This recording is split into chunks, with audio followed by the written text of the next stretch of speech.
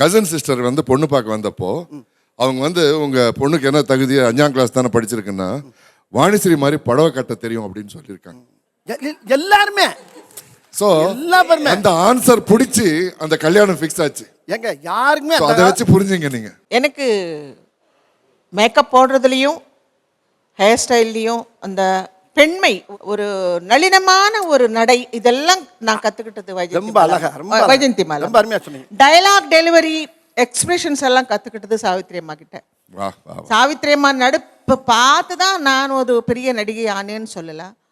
அதே மாதிரி எந்த படத்தில் நான் நடித்தாலும் அவங்க எங்கள் லாங்குவேஜ் பேசுகிறவ தான் வாணிஸ்ரீன்னு எல்லாரும் நினச்சிக்கிட்டாங்க.